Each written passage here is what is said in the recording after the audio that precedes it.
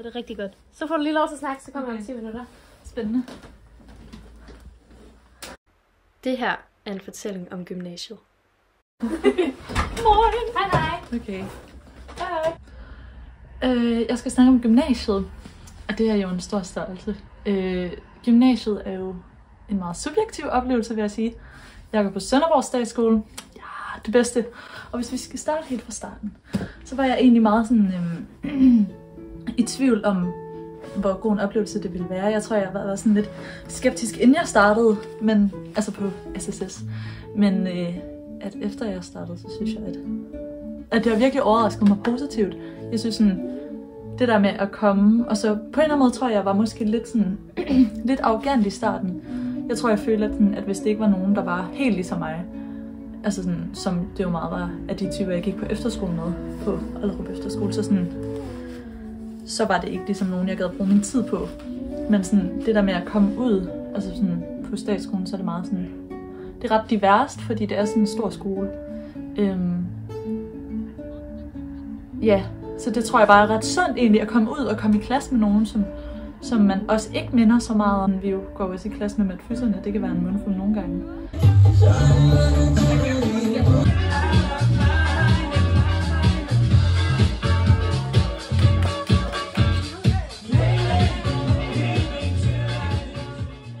Fedt at sådan se vores udvikling som klasse også.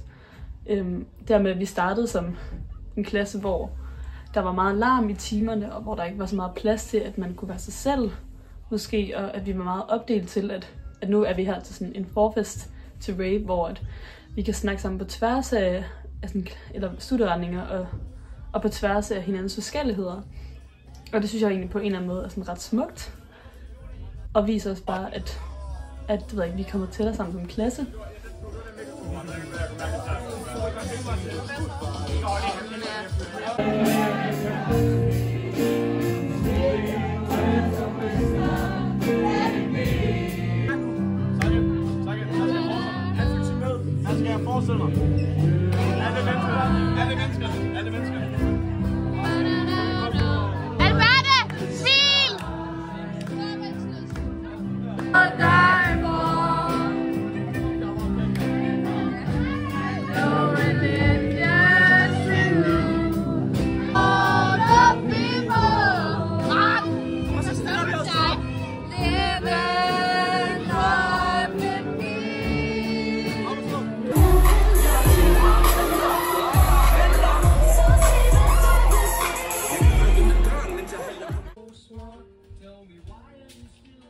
Fucking ligner engle.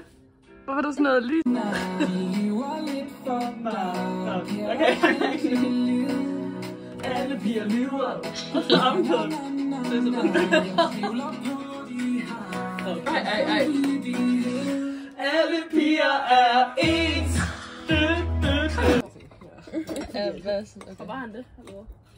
Nej, men han fik en fucking lav score, og sådan hans søsne fik også sådan lidt lav score, og så var de sådan, ej, men du skal prøve at tage den.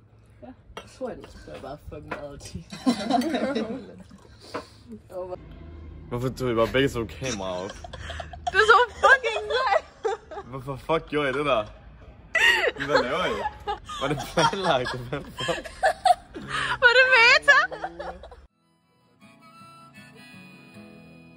Det er fordi, jeg vil gerne have, at du siger noget om, hvordan du har syntes, at jeg har været på gymnasiet. Hvordan jeg synes, jeg har været i gymnasiet? Det har været virkelig fedt, indtil det var, at drengene de smuttede. Og så har det været lidt lonely, fordi at jeg føler, at jeg virkelig fangede, sådan, hvem det var, jeg gerne ville være sammen med i gymnasiet i 2G. Og nu, da jeg som flyttede, så det var lidt lonely. Men nu, der lever jeg bare sådan på mine egne præmisser, i forhold til at leve på andres præmisser. Så det var også fint. Det er smukt sagt. Det er mig og Elle, der skal bruge det til dokumentar. Ej, de er virkelig gode til det. Ja, det er fedt det der. Du skal da også nogen der. Nå, men jeg tænkte altså, om jeg skulle købe nogle piger. Jeg bruger så mange penge på transport. Jeg har ikke penge til sko. Wow. Så det ser bare fucking godt ud. Man skal have til views så også. Ja. We are on the road to Aegis. Hey. Det tager jeg faktisk ikke. Let's go. Så vi er afsted. Vi er på vej til AGS for at hente pizza. Ellen har sagt, de er meget gode. Yes, og vi har chauffør på. Hey! This is the mission. Mission has been complete. Der er ikke nogen, vi kan tage pizza, so this is what we go to. Yeah. Mission almost accomplished. Nå. Prøv at tænke på, hvor flot det der træ egentlig er. Det er virkelig sådan... Det er faktisk lidt ret fint. Få pege på det igen. Det er virkelig flot. Wow. Jeg var altså totalt også.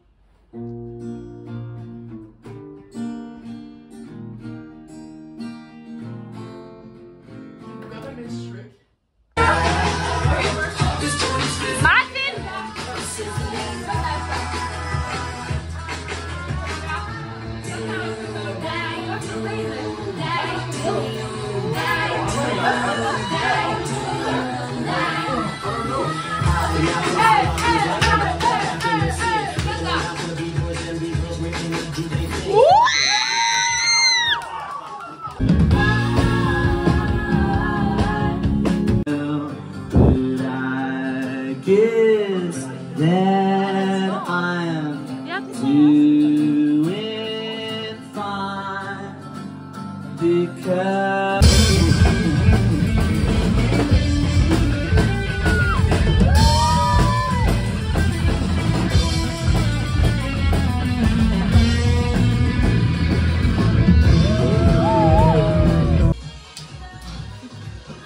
Jeg vil just stige det.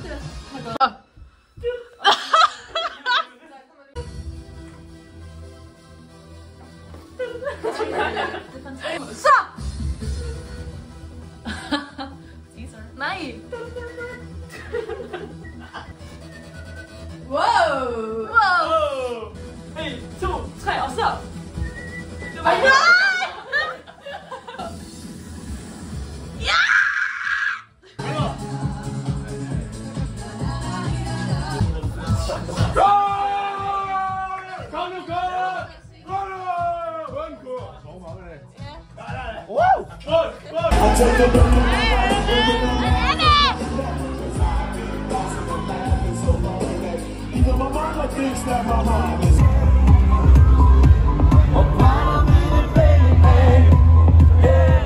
jeg ser dig ud i mængde og skipper lige et hjerteslag. Alt for længe har jeg været natteravn.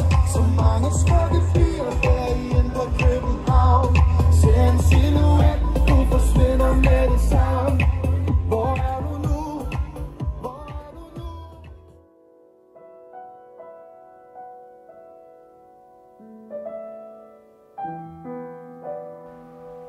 Men den her fortælling handler ikke om, at gymnasiet har været hårdt for os.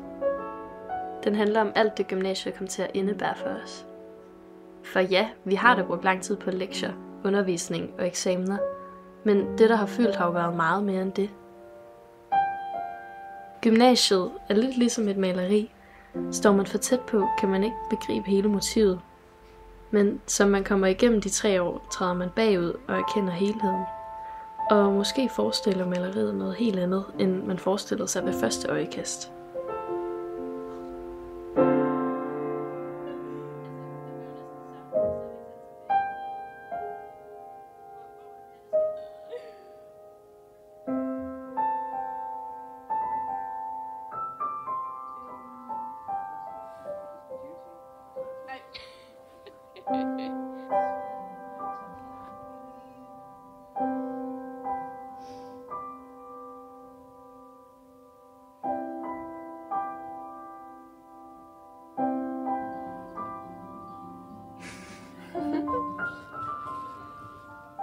I to er det samme farve. Men I er alligevel Men vi er farve. I har sådan... Ja. Man kan godt se, hvordan I to passer sammen, og vi to er I to. Wow. Det tror jeg ikke, at vi to sammen. Fordi det er samme bluse. Altså det er samme bluse udenfor. Og ja, det her. Og det her samme bluse. Men det er samme sådan stil, og det er sådan samme stil. Ja, det er samme strik, eller? Ja, sådan varm trøje, kold trøje. Men varm trøje og varm trøje. Så er der andet. Naja, Hvad vil du gerne sige til dig selv, når du ser den her, og du er blevet student? Jeg håber, du har nydt den her J-dag, og at den har været epic. Ja.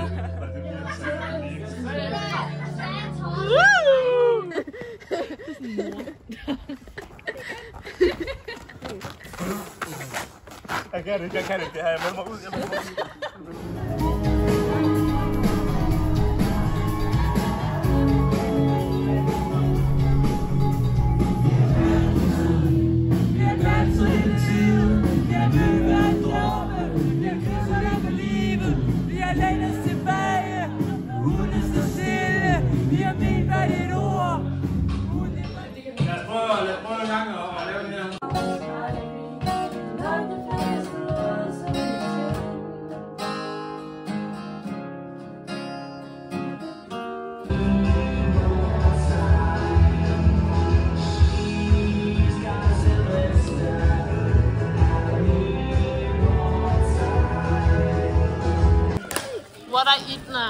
What I eat in a day, everyday edition. Let's go.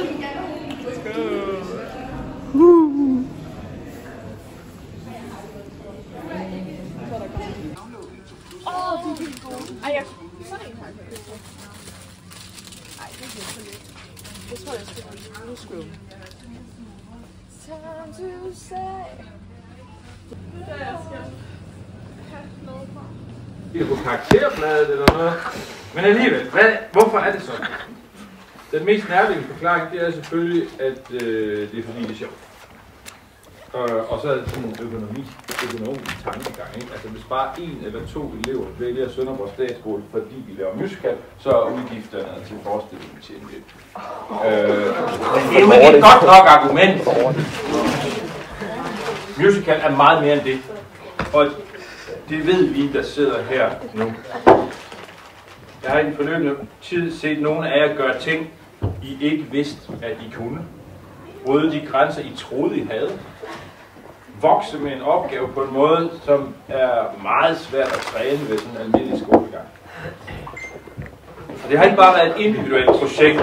I har gjort det i et forpligtende fællesskab. I har fornemmet, at fællesskabet var afhængig af jeres individuelle præstation og tilstedeværelse for, at vi sammen kunne lykkes.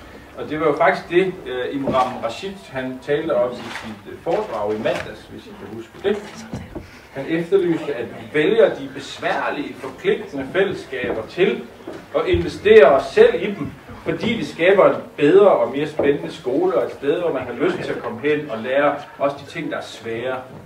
Og det har I i den grad gjort i det her projekt. Og jeg håber, I vil huske det i mange år fremover. Det vil jeg. Tusind tak.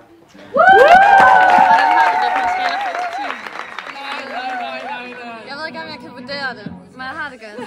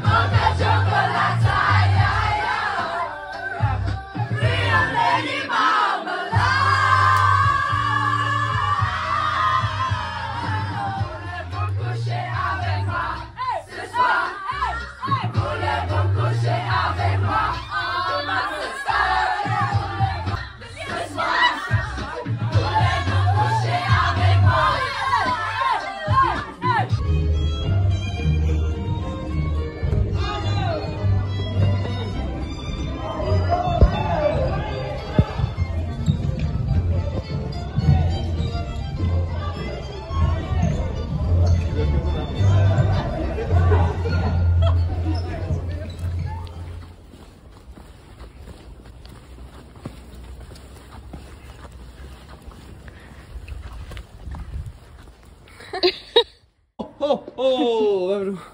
Glædelig jul! Hvad hedder du? Claus? Santa Claus! Oh!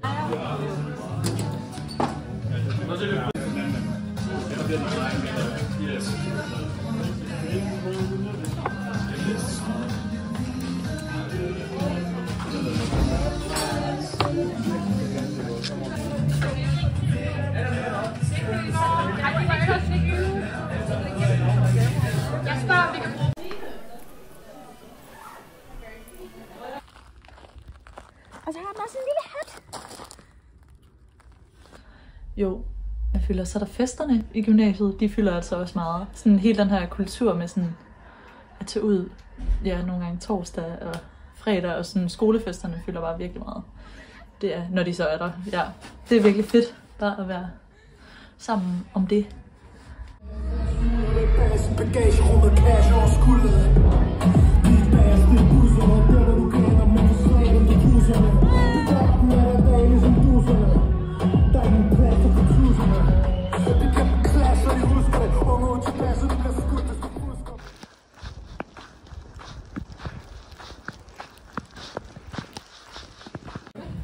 Okay. Uden at vi helt opdagede det, var vores voksne år begyndt at læse sig ind på os, og var langsomt begyndt at erstatte barndommen med vores tid som unge voksne. Men det skulle ikke betyde, at vi ikke stadig kunne lege. Vi legede jo, at vi var voksne, og vi holdt julefrokoster, og vi dansede, vi snakkede, vi sang, og vigtigst af alt skabte vi minder med hinanden. Vi brugte hinanden til at bokse.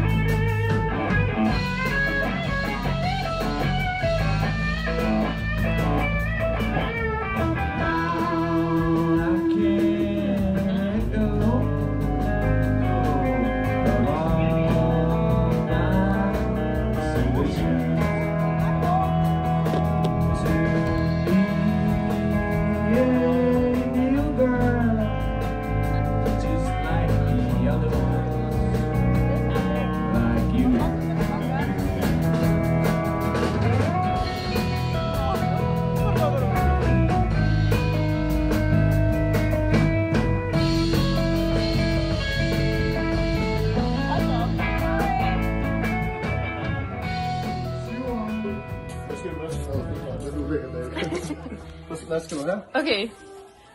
For det første. Hvad hedder du?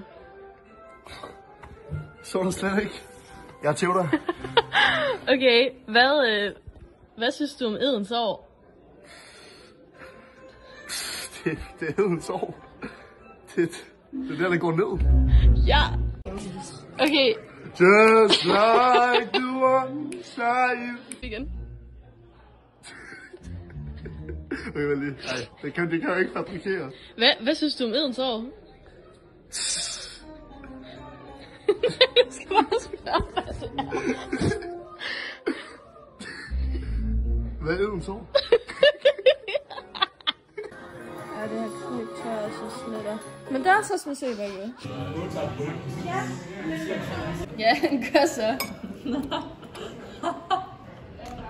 Ja.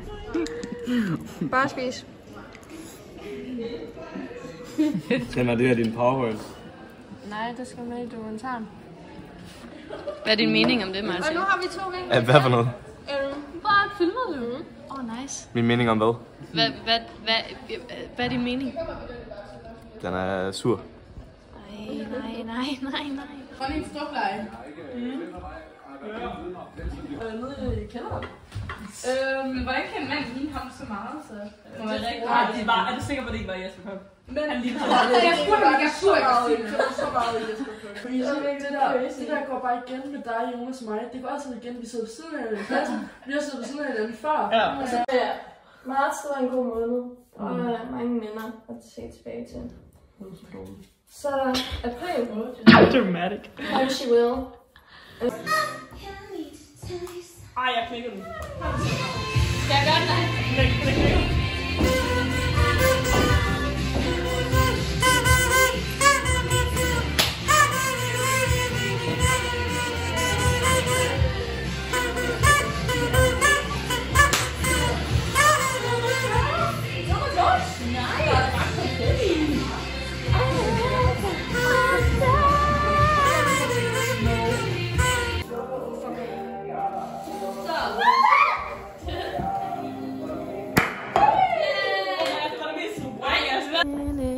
Så er vi på vej over til Jonas, hvor vi skal fejre vores nytår. Vores midnat hedder det. And we're just waiting for Naya. Hey, godt væk fra mig. Og I filmer til... Nej igen. Nå ja, vi skal jo blive lucky. Vi er nu ved Jonas, og den er 16 minutter.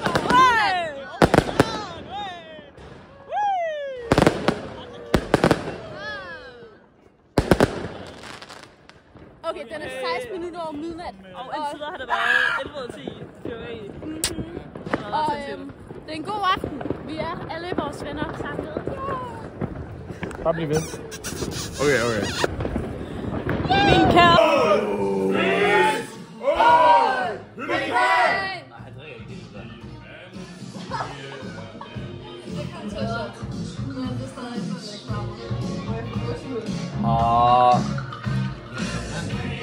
Godt nytår. Hashtag Skodsbølgang. Men vi laver lidt hashtag sammen. Hashtag Skodsbølgang. Ej, lytter til den så lang tid.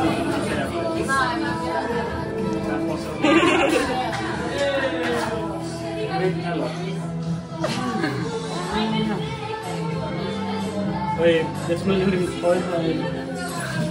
Shit! Jeg fik et chok. Oh my god.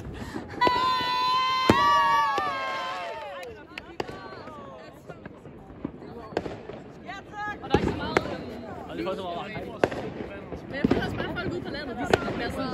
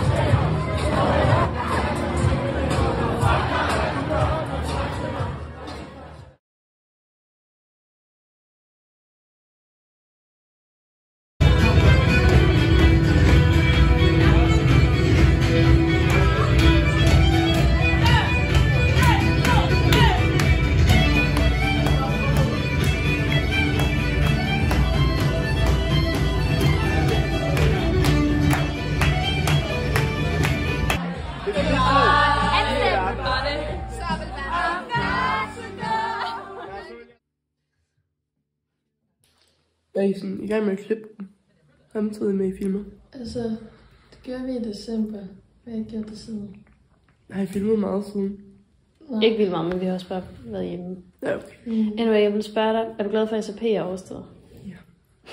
Meget. Rigtig meget.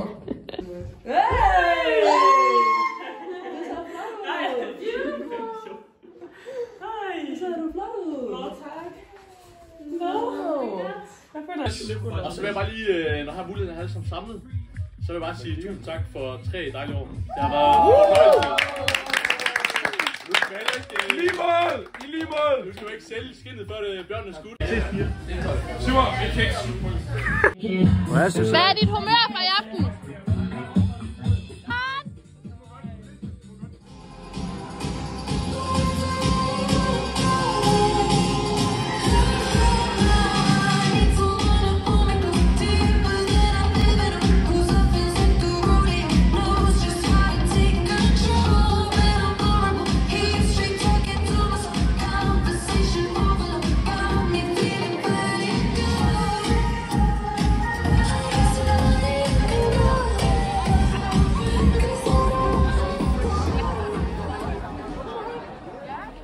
Hvad kan jeg sige? Jo, jeg tror også gymnasiet det er noget, som jeg altid har haft ret mange forventninger til. I og med at mine sådan, forældre har omtalt deres gymnasietid virkelig meget som en god tid og en virkelig sjov tid. Så sådan, det har også været sådan en... Man er på en eller anden måde lidt fri i den her tid, selvom der selvfølgelig er rigtig meget ansvar og mange krav, ydre og indre. Out on the bench again. Katrine, hvor mange dage er der tilbage af skole? 23.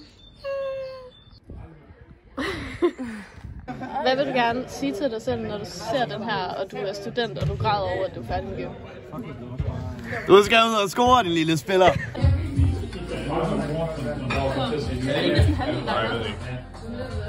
Det er egentlig meget forsamt.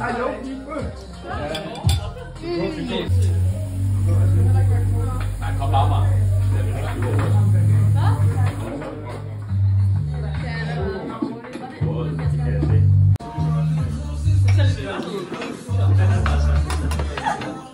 Jeg tror, du var på sted.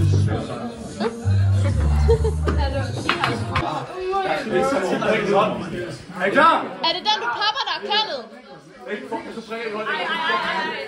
Ej, Mikkel, du ødelægger dit bord.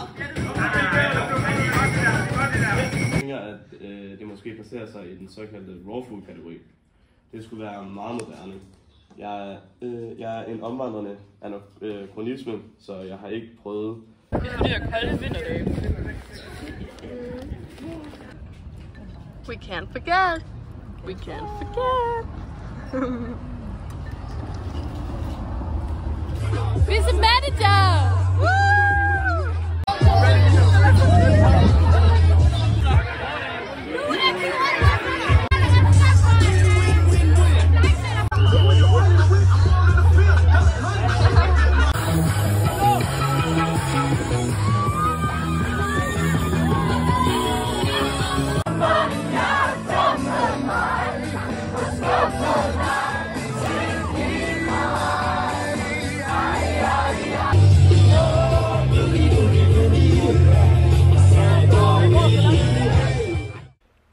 Manager var slut, og afslutningen af gymnasiet kom krybende.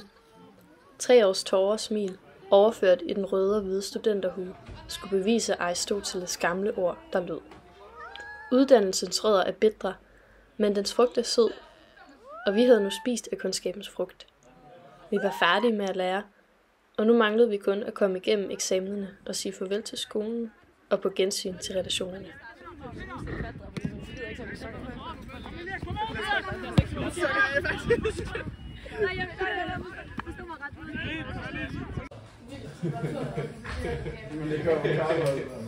Seks skoledage tilbage.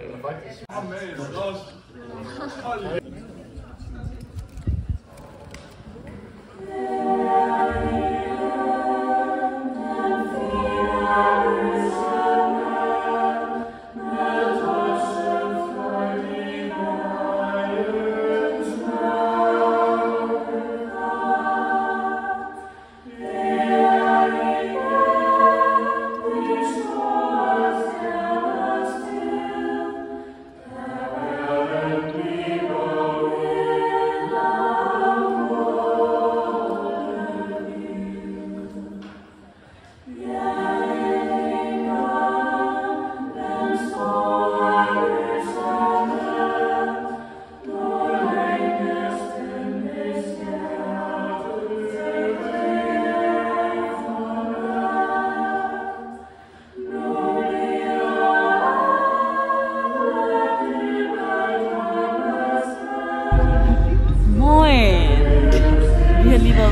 klassehypotetiserende, ikke? Og det var en kæmpe succes. Det var fucking hyggeligt.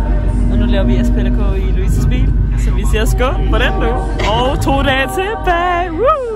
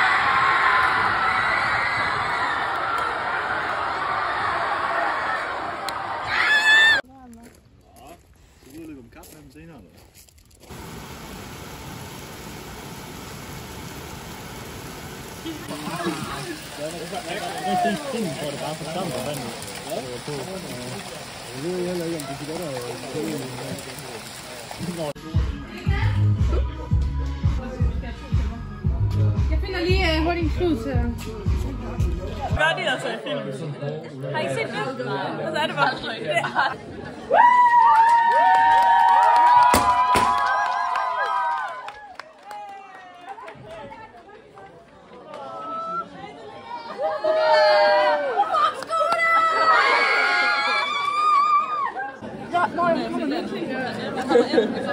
Ej, du er så sej. Skal lige.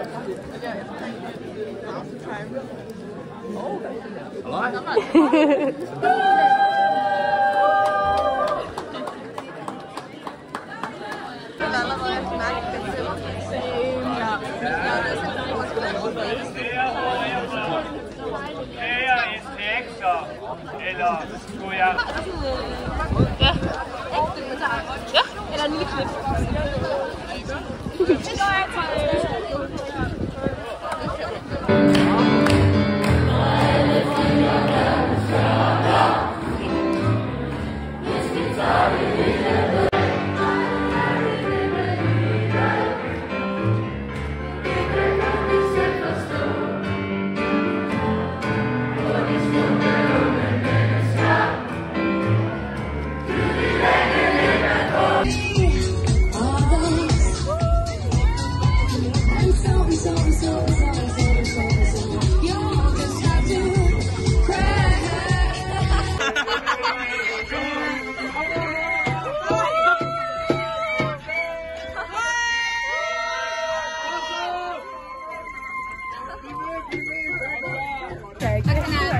Hvad synes du om at køre vogn? Jeg synes, det er fucking sjovt. Hvad synes du, Maren, om at køre vogn? Jeg synes også, det er ret sjovt. Hvad synes du, Sue? Om at køre vogn? Hvad? Hvad synes du om at køre vogn? Sejt. Ja. Ja, det er rimelig sejt. Filmer du? Ja, jeg filmer. Hej alle sammen. Vi vil gerne sige, at den her, det er bare et 10 out of 10 stop right here. Der er pølsehorn. Og vand. Finanskøb. Yes, finanskøb. Og der er trampolin. Finanskøb. Go-kart. Okay, go-kart er måske lidt over det. Vandbakkelser. Look at the vandbakkelser. Der er vandbakkelser. Finans 5 er Michelin-pakke. All af dem er.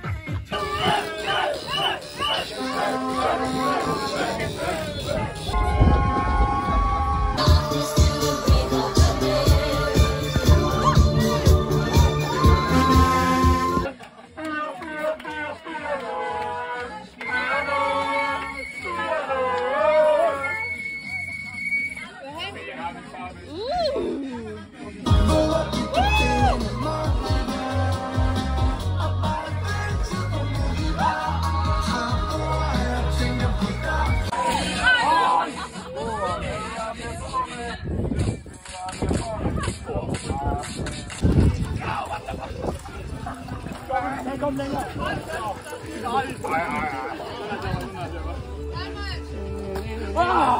Nej. Ser kun dig.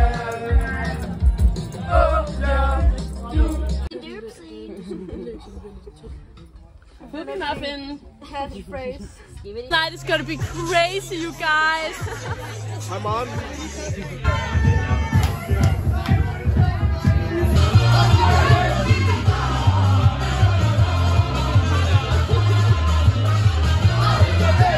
Oh yeah. Du har et skib, der skal sejle. Det er en ære, din død er med dig. Du løber sagde til mig.